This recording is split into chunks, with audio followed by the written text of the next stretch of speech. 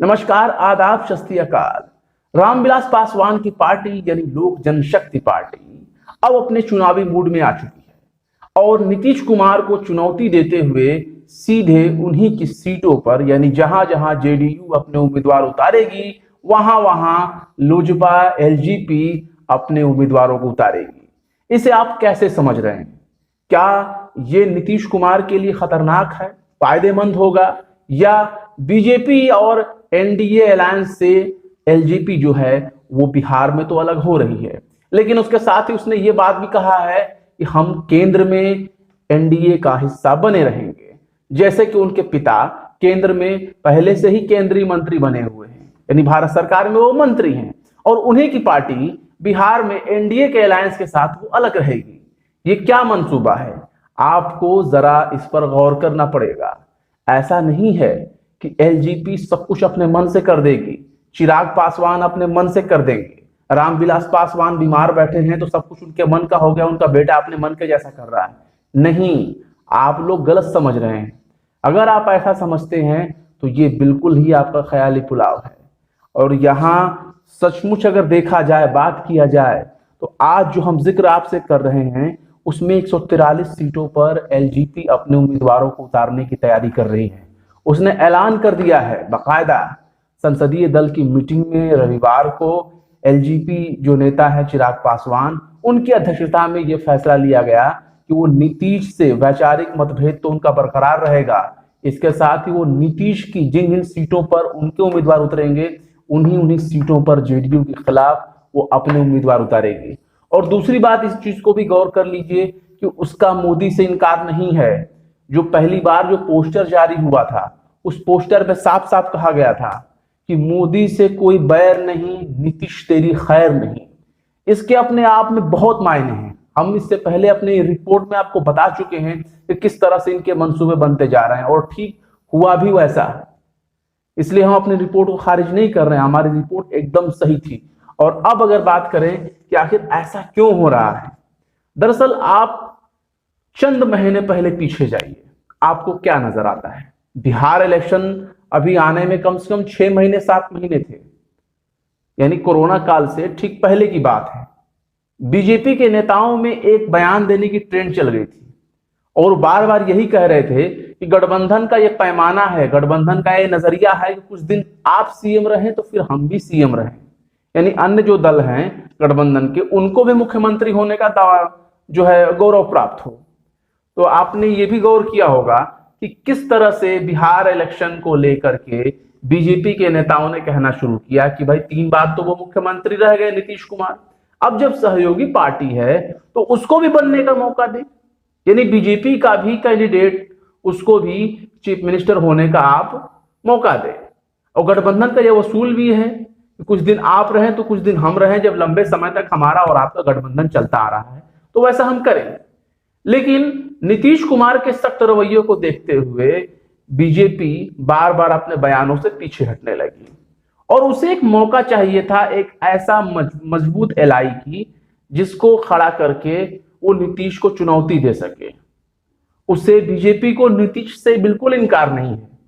BJP को चाहिए कि वो बिहार में अपनी सरकार बनावे, लेकिन उसको यह भी चाहिए कि वो नीतीश को से हटकर अपने उम्मीदवार को, यानी उम्मीदवार बीजेपी का चीफ मिनिस्टर अब की बार हो, ऐसी बीजेपी की मंशा है।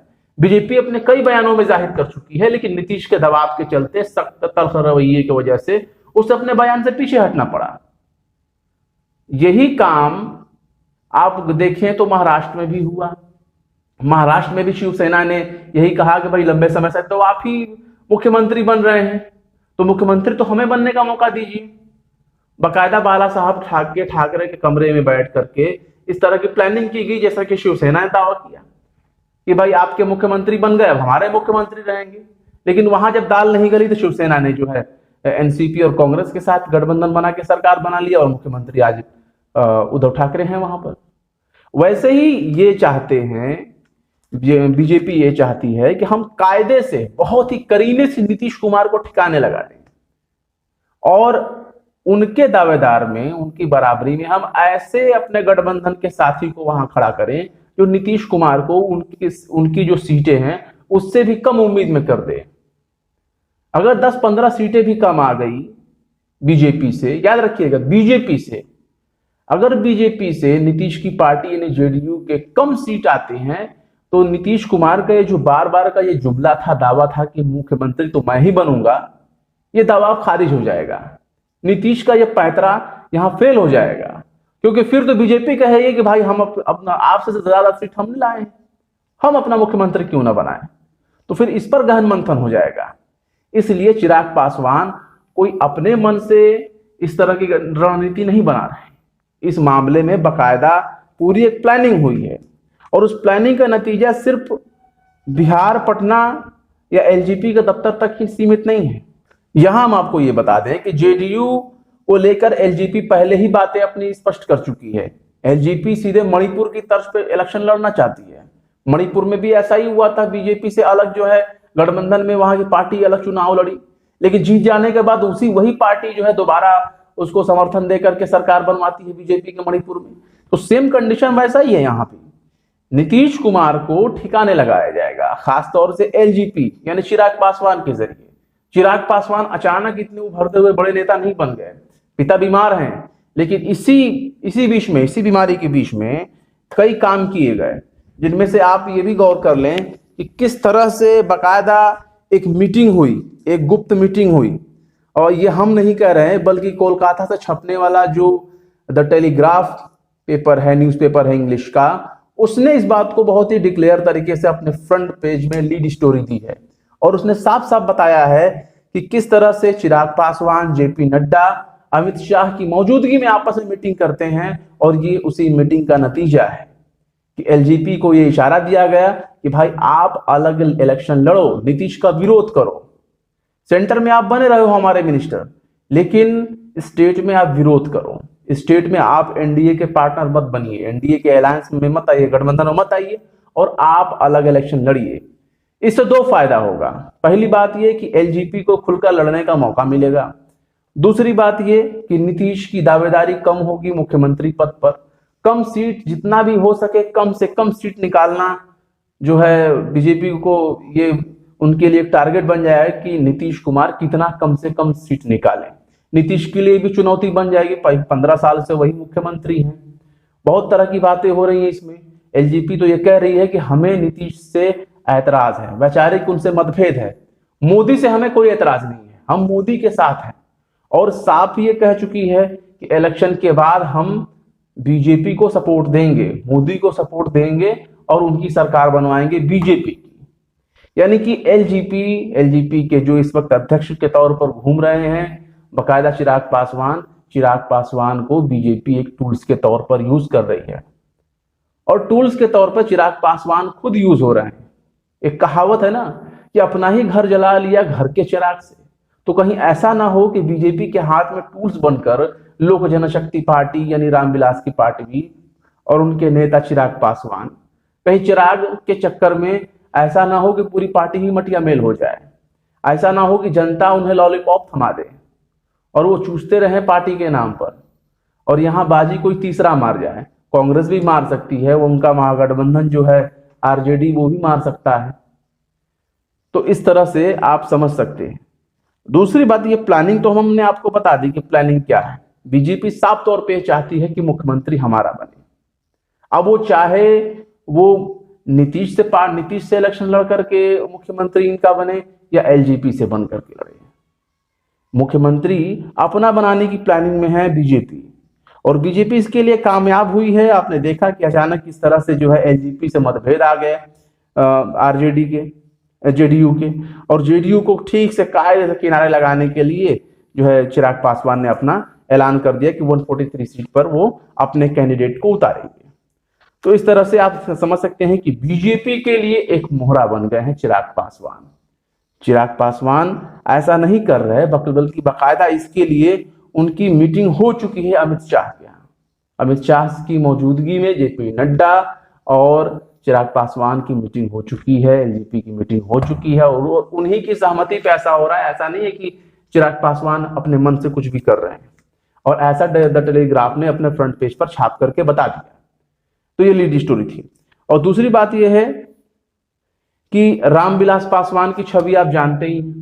रामविलास पासवान को मौसम वैज्ञानिक माना जाता है राजनीति का, यानी पार्टी कोई भी हो, केंद्र में पार्टी कोई भी हो, रामविलास पासवान मंत्री बनेंगे।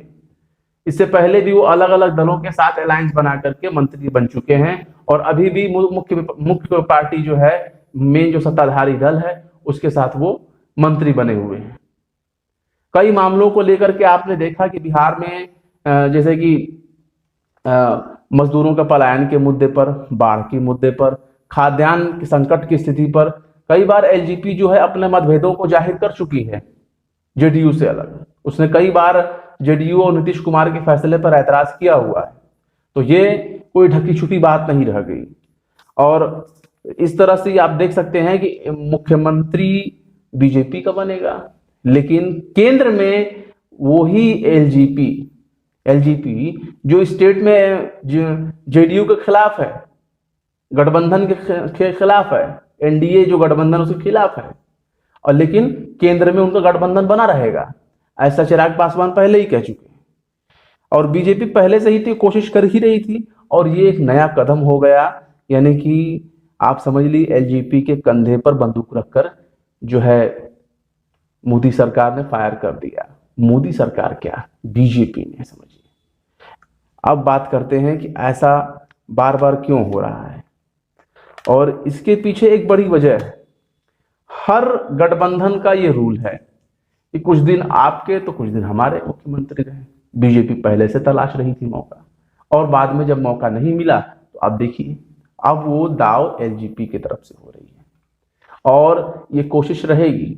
बिहार में बहुत से मुद्दे हैं। बिहार में कोरोना काल में आपने तमाम तरह की चीजें देखी, बिहार से छन छन के खबरें आने लगी कि किस तरह से डॉक्टर जो है पानी में हेल कर जा रहे हैं, पानी में घुस करके जा रहे हैं डॉक्टर्स अपने अस्पतालों में। कोरोना के मरीजों के लिए वेंटिलेटर नहीं है, बच्चों के पढ़ाई के लिए स्कूल कॉलेज यूनिवर्सिटीज नहीं है, इसमें टीचर्स नहीं है, मिड डे मील का हालात आप देख ही चुके हैं। और इस वक्त तो बाढ़ आई हुई है, और बाढ़ के ऐसे हालात हैं कि कई बनाए गए पुल टूट गए, अप्रोच रोड टूट गई, तमाम तरह की टेक्निकल समस्याएं आने लगी बिहार में। लेकिन बिहार की जनता इसका बदला ले सकती है। और खास तौर से जिस तरह से बेरोजगारी एक बहुत बड़ा मुद्दा बना, और उसके लिए लोगों ने ताली थाली और मोमबत्तियां तक जलाए, और नतीजा निकला कुछ नहीं। तो कहीं ऐसा ना हो कि वहां की जनता एकदम विरोध में खड़ी हो जाए। जो वहां की जनता का, बेरोजगार जितने भी पूरे देश भर में रहे, उन्होंने जिस तरह से संगठित होकर के खुद प्रधानमंत्री के मन की बात पर सर्जिकल स्ट्राइक कर दिया, डिजिटल स्ट्राइक कर दिया, उसके बाद आपने क्या देखा? उसके बाद हमने ये देखा कि धीरे धीरे भर्तियों का अनाउंसमेंट शुरू किया जाने लगा। कभी रेलवे करने लगा, कभी बिहार सरकार करने लगी। लेकिन समझ तो सभी रहे हैं कि जब चुनाव नजदीक आते हैं तब बेरोजगारों की याद आती है, तब बेरोजगारों की नौकरी की बात याद आती है, तब जनता की समस्याओं की बात आती है। आधा बिहार बाढ़ में डूबा हुआ है, चलने के लिए रास्ते नहीं है, लोग परेशान हैं, खाने की समस्या है, रोजगार की समस्या है, स्वास्थ्य की समस्या है, शिक्षा की समस्या है। समस्या ही समस्या तो है बिहार में। आखिर बिहार में रह क्या गया है? तो बिहार की जमीनी जो हकीकत है वो पूरी दुनिया जान चुकी है, और जो बिहारी है वो इस चीज को इलेक्शन में पूरा कर देगा, चाहे नीतीश कुमार को सबक सिखाकर, चाहे एलजेपी को सबक सिखाकर, और चाहे बीजेपी को सबक सिखाकर। एक बिहारी, एक आम आदमी तो यही समझता है कि चाहे हम एलजेपी को वोट दें, चाहे बीजेपी को वोट दें, चाहे नीतीश की पार्टी को वोट दें, लेकिन दे तो हम मोदी को रहे। और जिस तरह से मोदी के खिलाफ हवा चली है, उससे तो यही लगता है कि कहीं बिहार में चिराग खुद ही अपने घर को ना जला लें, कहीं पूरी एनडीए न जल के राख हो जाए वहां पर। और इसका नजारा एक चीज और गौर करिए, जिस तरह से सीटों को लेकर, बंटवारे को लेकर के मारपीट हुई, आपस में छीना झपटी होने लगी, एक दूसरे का कॉलर पकड़ने की नौबत आ गई, एक दूसरे पर जूते चप्पल लगे चलने। पिछले रविवार की बात है, बीजेपी के पटना दफ्तर में खुद वहीं जो बिहार के मोदी जी कहलाते हैं, यानी सुशील कुमार मोदी डिप्टी सीएम, उनकी मौजूदगी में वहां पे इतना बड़ा पूरा हंगामा हो गया, बखेड़ा खड़ा हो गया पूरा। नीतीश ने, जो डिप्टी सीएम है वहां के, सुशील कुमार मोदी, उनकी गाड़ी गेट पर ही फंस गई। जो प्रदर्शनकारी थे उन्होंने अंदर ही नहीं आने दिया, और जैसे तैसे करके बहुत मुश्किल से उन्हें अंदर लाया गया, लेकिन वो विरोध जारी रहा। तो सीटों के बंटवारे को लेकर के अभी बीजेपी में भी और खींचतान होगी और अभी मतभेद खुल करके सामने आएंगे।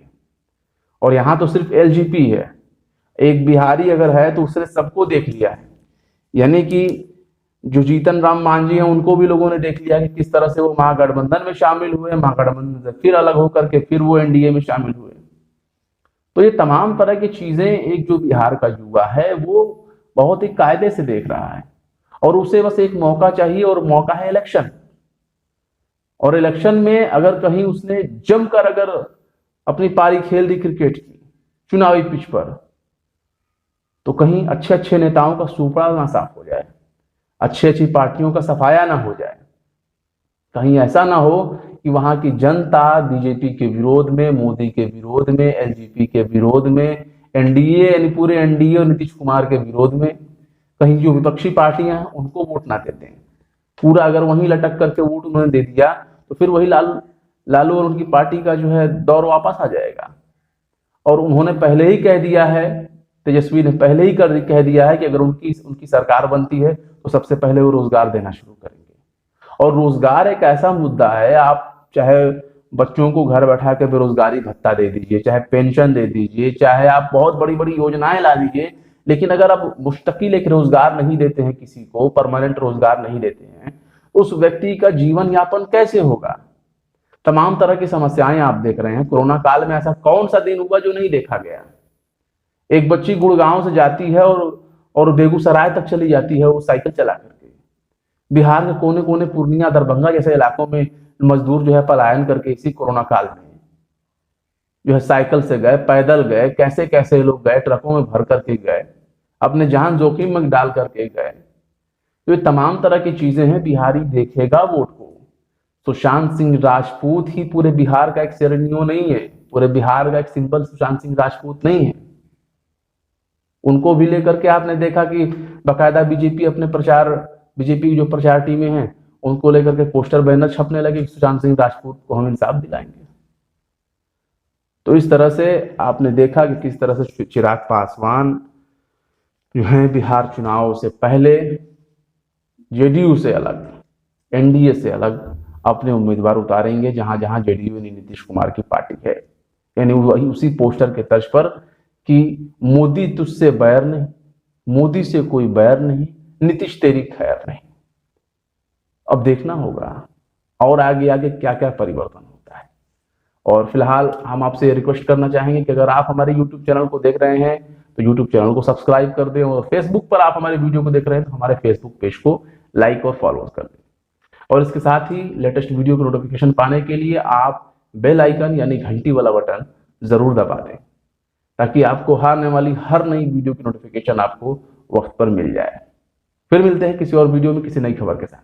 तब तक के लिए नमस्कार।